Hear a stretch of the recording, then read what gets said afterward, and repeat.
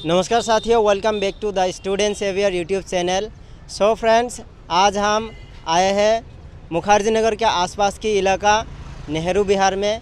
तो इस वीडियो में आपको बताएंगे कि नेहरू विहार में क्या सिचुएशन है, नेहरू विहार की क्या माहौल है और नेहरू विहार में स्टूडेंट्स कैसे रहते हैं, कैसे अपनी पढ़ाई के लिए स्ट्रगल करते हैं, कैसे सरवाइव करते हैं इतनी दूर दूर से स्टूडेंट्स आकर यहाँ पे।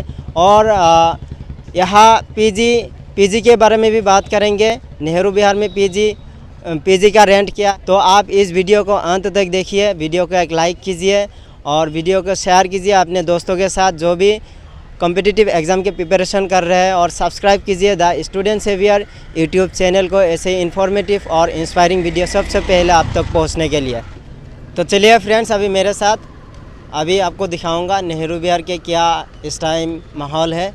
अभी शाम की टाइम है, हम एक्सपीरियंस से भी बात करेंगे एक्सपीरियंस से भी। तो चलिए मेरे साथ।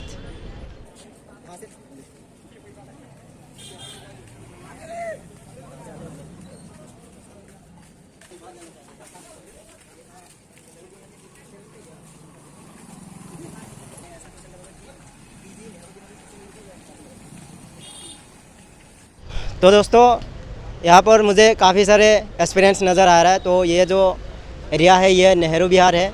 मेरे पीछे आप दृष्टि का भी साइन बोर्ड देख रहे होंगे। तो यहाँ पर हम एक्सपीरियंस से बात करेंगे। भैया, आपका नाम क्या है? मेरा नाम जीतन सिंह। आप कितने दिनों से नेहरू विहार में रह रहे हो? भैया, मुझे रहते हुए लगभग 2 साल हो गए। अच्छा भैया, ये बताइए, जब न्यू एक्सपीरियंस पहले आते हैं, है ना, मुखर्जी नगर में या फिर मुखर्जी नगर के आसपास के इलाके में, तो उनको क्या क्या दिक्कतें झेलनी पड़ती है? यहाँ पे देखिए भैया, मैं बता रहा हूँ कि पहले तो आप आइएगा तो अगर आप सोच रहे हैं कि जैसे अदर सिटी वगैरह में रूम ढूंढने में दिक्कत होता है, यहाँ पे उस तरह से कोई प्रॉब्लम नहीं है। आप आइए, आपको 10 मिनट में, अगले 10-15 मिनट में यहाँ पे रूम मिल जाएगा। रूम का कोई टेंशन नहीं, आप आइएगा तो रूम मिल जाएगा। खाने पीने की व्यवस्था थोड़ा करना होगा आपको। इससे ज़्यादा यहाँ पे झेलने वाले तो कोई चीज़ें यहाँ पे है ही नहीं कि कमरे उन्हें ढूंढना पड़ेगा। इस सब यहाँ पे झेलने वाला कोई चीज़ नहीं है। अच्छा, पीजी यहाँ नेहरू विहार में सस्ते में मिलता है या मुखर्जी नगर में सस्ते में मिलता है? यहाँ नेहरू विहार में मुखर्जी नगर की अपेक्षाकृत थोड़ा सस्ता मिलेगा आपको। मुखर्जी नगर में थोड़ा ज़्यादा महंगा मिलेगा। यहाँ की अपेक्षा वहाँ ज़्यादा महंगा मिलेगा। अच्छा, आप किस एग्ज़ाम की प्रिपरेशन कर रहे हैं यहाँ? मैं तो अभी यूपीएससी का प्रिपरेशन कर रहा हूँ। कितने दिनों से कर रहे हैं आप? यूपीएससी का ऐसे मुखर्जी नगर में रह के करते हुए 2 साल हो गए हैं, लेकिन इससे पहले मैं जब पटना रहा करता था वहाँ पे थोड़ा बहुत किया करता था। यहाँ 2 साल हो गए हैं। अच्छा, तो आपको इन 2 सालों में क्या एक्सपीरियंस हुआ ये यहाँ के माहौल के बारे में, नेहरू विहार के बारे में? भैया, माहौल के बारे में तो 2 साल जब से मैं आया हूँ 2019 से कोरोना ही लगा हुआ है।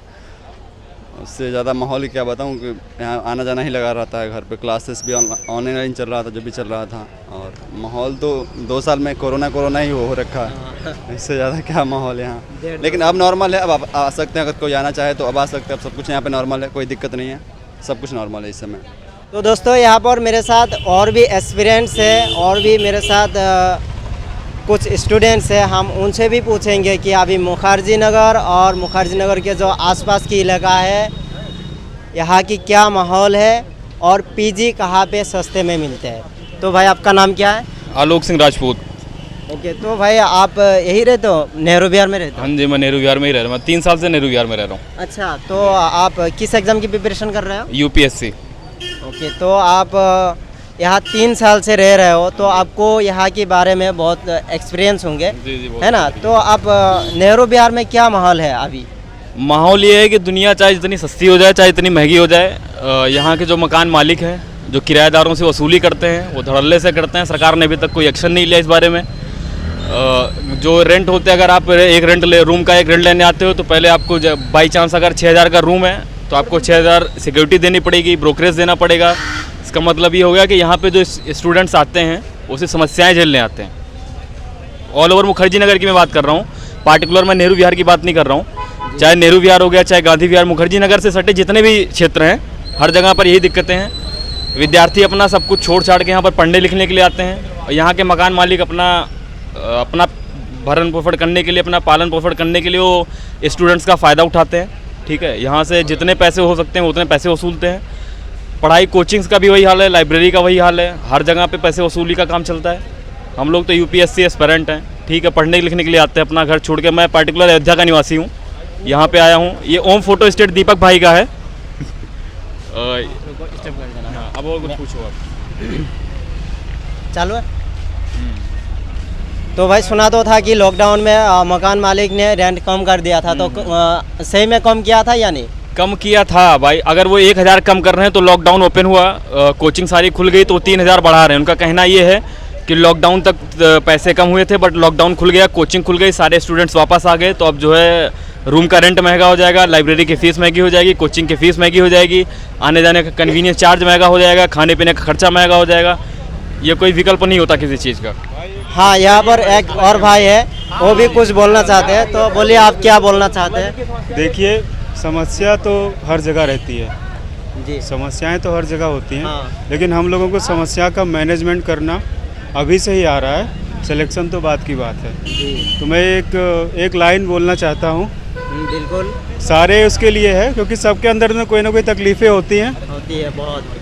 तो लाइनें मेरी नहीं हैं, किसी और की हैं। लाइनें सिर्फ दो हैं, ये हैं कि जिंदगी आखिर कहाँ तक सब्र की मूरत गढ़ेगी, घुटन जितनी ही अधिक हो आँच उतनी ही बढ़ेगी। आंधियों को भी बुलाना हम दर्द वाले जानते हैं, आंधियों को भी बुलाना हम दर्द वाले जानते हैं। रूढ़ियों की राख, रूढ़ियाँ मतलब रिश्तेदार नातेदार, रूढ़ियों की राख कब तक आँच के सर पर चढ़ेगी। और शौक़ हो जिनको जिए परछाइयों की ओट लेकर, मैं उजाले की निशानी हूँ मुझे फुर्सत नहीं। वाह, बहुत बहुत बहुत बढ़िया।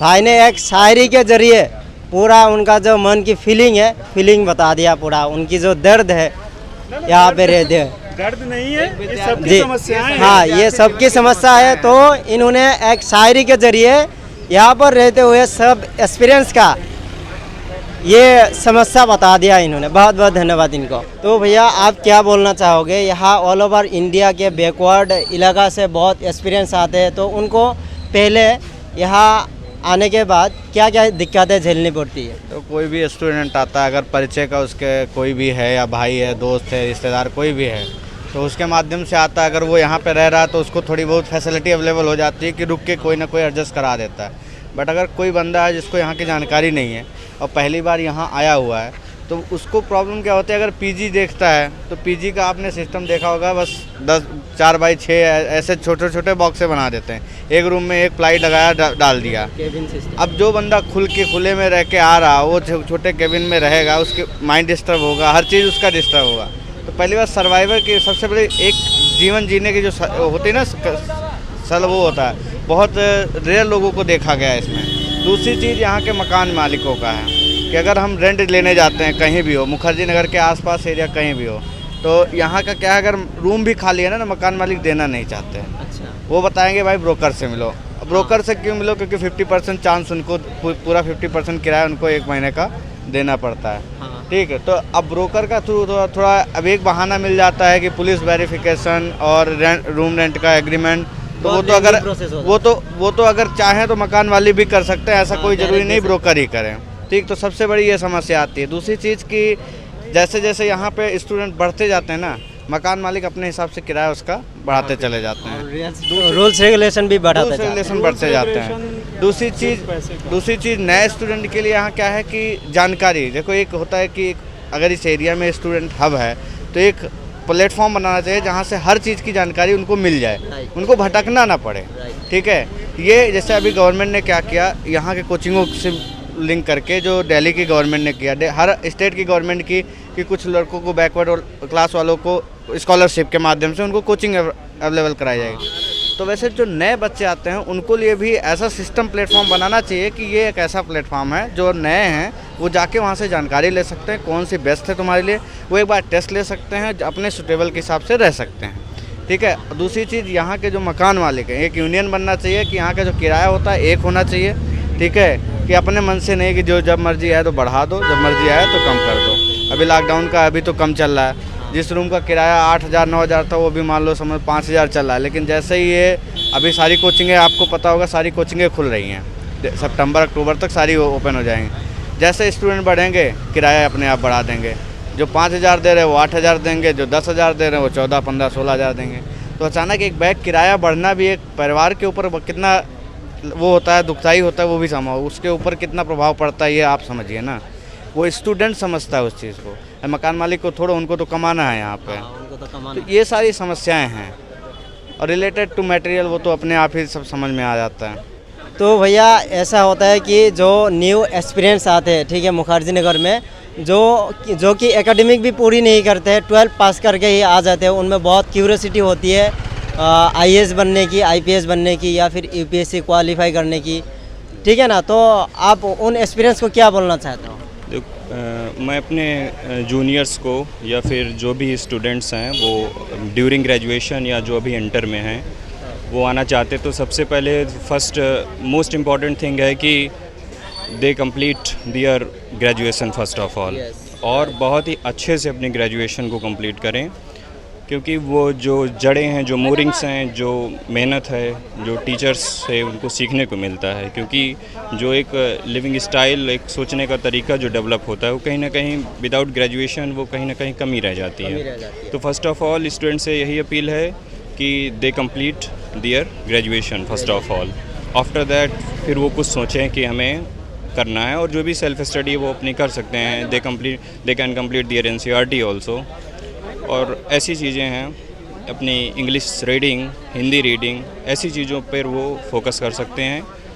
और उसके बाद फिर वो मुखर्जी नगर या फिर कहीं भी, जो भी ऑल इंडिया के जो भी सेंटर हैं, भोपाल हैं, दिल्ली है, कहीं भी जा सकते हैं, इसमें कोई वो नहीं। अच्छा, तो आपके हिसाब से ये हुआ कि पहले स्टूडेंट्स अपनी एकेडमिक पे फोकस करें, है ना, ग्रेजुएशन अच्छे से कंप्लीट करने के बाद ही यहाँ आए, है ना? जी जी, पहले उन्हें अपनी एकेडमिक पे ध्यान देना चाहिए। अगर वो मास्टर कर रहे हैं तो उनके मास्टर पे ध्यान देना चाहिए। जो एक क्रिटिकल थिंकिंग डेवलप होती है वो कहीं ना कहीं यूजी पीजी इम्पॉर्टेंट है, चाहे वो बीएससी कर रहे हो, बीए कर रहे हो, कुछ भी कर रहे हो, और उसके साथ साथ अपनी सेल्फ स्टडी करते रहें। अच्छा, तो ये ऐसा हो गया ना कि एक ही साथ दो नाव में दो पैर नहीं रखना है ना, एक ही साथ एक ही काम करना चाहिए। First of all concentrate yourself on your academic study, then you can move. Okay भैया, आपको बहुत बहुत धन्यवाद, thank you very much. Welcome bro. तो भाई आपका नाम क्या है? मेरा नाम आशीष शर्मा है। मैं अभी यहाँ मार्च से शिफ्ट हुआ हूँ 5 में। अच्छा, तो अभी आप कोचिंग ले रखा है या फिर लेना है? कोचिंग बेसिकली मैंने कर ली है, और मेरे प्रीलिम्स अभी एग्ज़ाम हैं, तो प्रीलिम्स की प्रिपरेशन के लिए टेस्ट सीरीज़ वगैरह। ओके, तो आप कोचिंग कहाँ लिए है? कोचिंग सर मैंने अभी कहीं कोचिंग नहीं की थी, रीजनल कोचिंग था बरेली में, वहाँ मैंने कोचिंग किए थे, बाकी अपना सेल्फ ही कर रहे हैं। यहाँ मुख्य परीक्षा की टेस्ट सीरीज़ के लिए मैं आया था, मुख्य परीक्षा की तैयारी करने के लिए। जी जी, तो आप मार्च में यहाँ आए हुए हैं, तो आपको यहाँ का माहौल कैसा लग रहा है, मुखर्जी नगर का कैसा माहौल ठीक लगा। हर तरीके के लोग हैं, हर तरीके के विद्यार्थी हैं, कुछ पढ़ने वाले भी हैं, कुछ ठीक से जिम्मेदारियों को समझ पा रहे हैं, अपने पेरेंट्स की, जो पेरेंट्स ने जिस सपने से यहाँ भेजा है उसके लिए लगे हुए हैं, कुछ अपनी लाइफ को एंजॉय कर रहे हैं। तो हर तरीके के हैं ना, बस तो यही है कि अच्छे से मेहनत कर रहे हैं बच्चे। मेहनत करने वाली काफ़ी हैं। मॉल में मैं देखता हूँ कुछ भैया हैं, साथी हैं, कुछ इससे पहले जो बिहार पीसीएस का भी रिजल्ट आया था तो भैया थे पवन कुमार साहू, अभी रेवेन्यू ऑफिसर में सेलेक्ट हुए, कुछ भैया आईआरएस हैं, अभी बहुत सारे लोगों से सेलेक्टेड हैं। तो हैं, रेशियो है पढ़ने वालों का काफ़ी रेशियो। अभी आप कहाँ से आ रहे हैं? अभी मैं लाइब्रेरी जा रहा था पढ़ने, अभी पढ़ के रूम से आ रहा था, तो रूम पे पढ़ते थोड़ा सा बोरिंग सा लगने लगता, तो शाम को फिर लाइब्रेरी में बैठ के पढ़ते हैं 4 से 5 घंटे। अच्छा, चलिए बहुत बहुत धन्यवाद आपको। Thank you so much. Okay, तो भैया आपका नाम क्या है? मेरा नाम राजेश कुमार है। तो आप कहाँ से बिलोंग करते हो? मैं इस समय क्या कहते हैं अलीगढ़ से डिस्ट्रिक्ट से बिलोंग करता हूँ। तो आप किस चीज़ की प्रिपरेशन करते हो? मैं इस समय यहाँ एसएससी की प्रिपरेशन कर रहा हूँ। अच्छा, यहाँ जब लड़के नए नए आते हैं, ठीक है, पहली बार जो एक्सपीरियंस आते हैं उनको क्या क्या दिक्कतें होती है? बहुत सारी दिक्कतों का सामना करना पड़ता है। सबसे पहले है कि यहाँ पे रूम रेंट वगैरह, और बहुत सारी परेशानी आती है कि किस प्रकार से शुरू किया है तैयारी को, तो ये सारी दिक्कतें आती हैं। और बहुत सारे दोस्तों से पूछा भी जाता है तो वो गलत राय भी दे देते हैं कभी कभी हमको। अच्छा, हाँ। यहाँ और भी एक्सपीरियंस है, उनसे भी हम बात करेंगे। भैया आपका नाम क्या? चंदन कुमार। थोड़ा ज़ोर से बोलिए। चंदन कुमार। ओके भैया, बहुत बढ़िया नाम। तो आप कहाँ से बिलोंग करते हो? हम बिहार पटना से।